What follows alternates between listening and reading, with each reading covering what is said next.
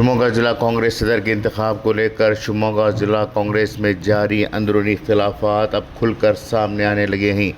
गुज़िश्ता रोज़ के हंगामे के बाद आज कांग्रेस दफ्तर के सामने एक बार फिर कशीदगी की सूरत हाल पैदा हुई।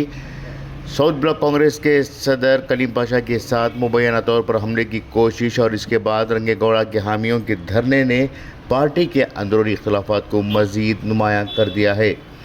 इत्तलात के मुताबिक वज़ीर तालीम मधु बंगारप्पा की आमद और ज़िला कांग्रेस सदर आर प्रसन्ना कुमार की जानिब से कलीम पाशा और रंगेगौड़ा के दरमियान मुफाहमत करने की बात को लेकर कलीम पाशा आज पार्टी दफ्तर पहुँचे।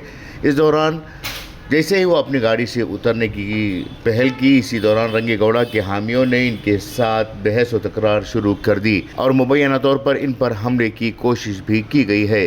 सूरत हाल को मज़ीद बिगड़ने से रोकने के लिए कांग्रेस के सीनियर रहनुमाओं ने मुदाखलत की और कलीम पाशा को वहां से रवाना कर दिया।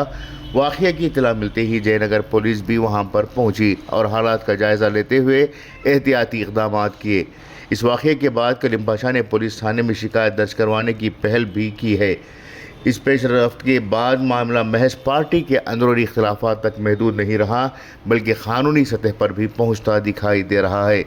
दूसरी जानिब रंगेगौड़ा के हामियों ने कांग्रेस दफ्तर के सामने धरना देकर पार्टी क़यादत के ख़िलाफ़ अपनी नाराज़गी का इजहार किया।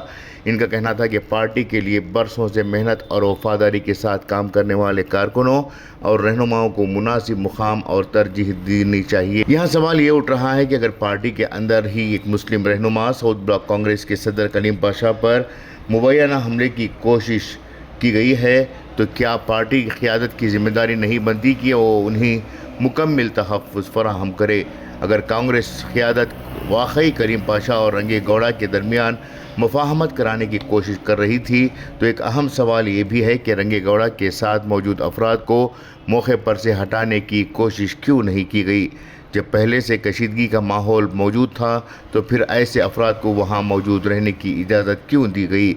अब जबकि कलीम पाशा ने पुलिस थाने में शिकायत दर्ज करवाने की पहल की है, मामले की हकीकत सामने लाने की जिम्मेदारी पुलिस और पार्टी क़यादत दोनों पर आयद होती है। क्या वाकई पुलिस इस मामले में गैर जानिबदाराना तहक़ीक़ात करेगी? क्या पार्टी क़यादत भी तमाम फ़रीक़ों का मौक़िफ़ सुनकर मुनासिब कार्रवाई करेगी? सबसे अहम सवाल यही है कि आखिर कांग्रेस पार्टी के अंदर मुस्लिम कारकुनों और रहनुमाओं के साथ ऐसा रवैया क्यों इख्तियार किया जा रहा है?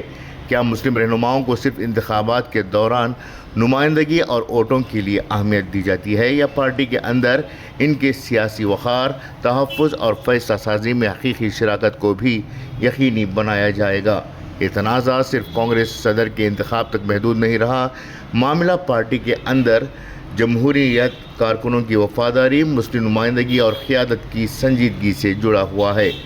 इस दौरान रियासती वज़ीर मधु बंगारप्पा ने वाज़ेह किया है कि इस मामले को हल करने के लिए पार्टी का ही प्लेटफॉर्म इस्तेमाल किया जाएगा और जो इख्तिलाफात ग्रोहों के दरमियान मौजूद हैं, उन्हें दूर करने के लिए संजीदगी से इक़दामात उठाए जाएंगे।